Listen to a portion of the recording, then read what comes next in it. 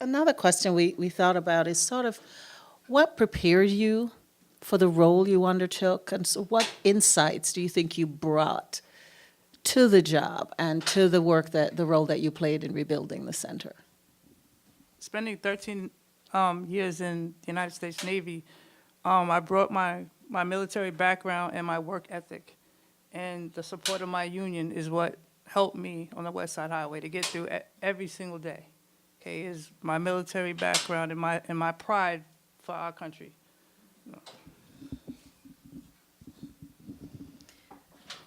I never had any military experience, even though I did want to go in at some point, but I decided against it.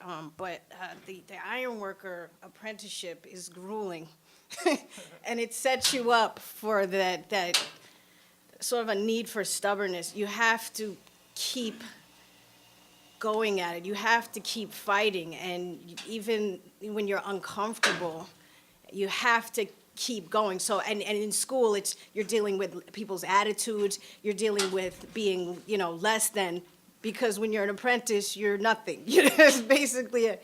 And they prepare you for the challenges that you're gonna have out on the job site, especially since nothing is ever the same. Nothing is ever, standard. You have to just sort of get used to how it is and accept it how it is and make it work for you. So I think it's just the Ironworkers Union, Local 361 and 40.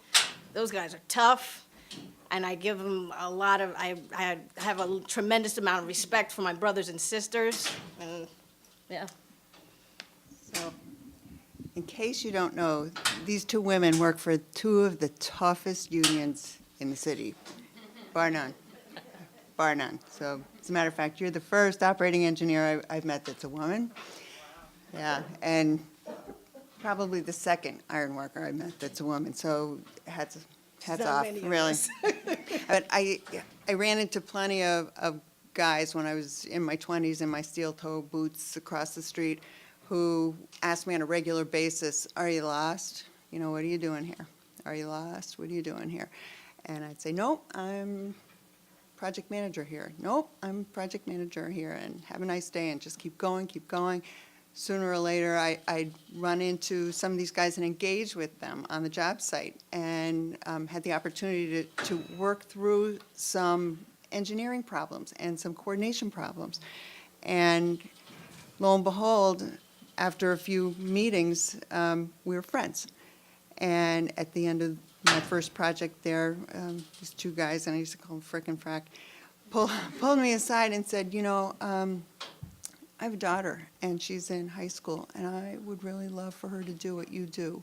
What do I tell her? How do I guide her to go forward? So, when it's a really great day at work when you make a friend, it's a really powerful day when you change how someone thinks about their daughter. So, All right, I had to think long and hard, so I'm actually going to take a little step back to take a little step forward, okay? So, going back to the first question, what challenges do you face as a woman in your profession? So at the World Trade Center site, for instance, traditional construction work around the world has always been dominated by males.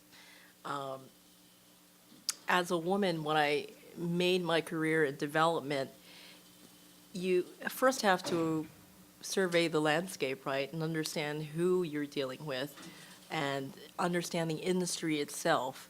And you have to work hard and persevere at establishing those relationships. It's hard. It's not easy work. It doesn't take a day. It may take months.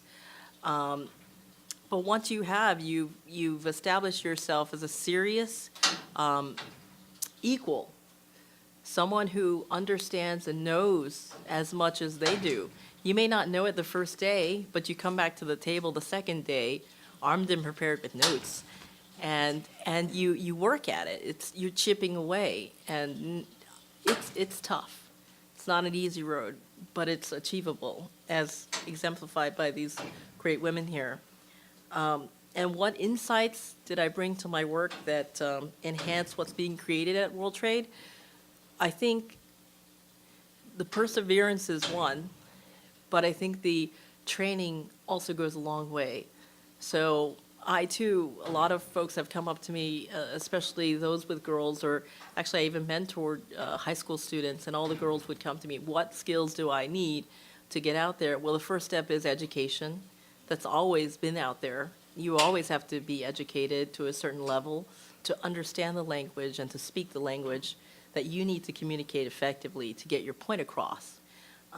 So studying engineering, studying business really helped me to speak the language of developers, who are business folks, and also the engineering type. So it's those attributes really helped my career along.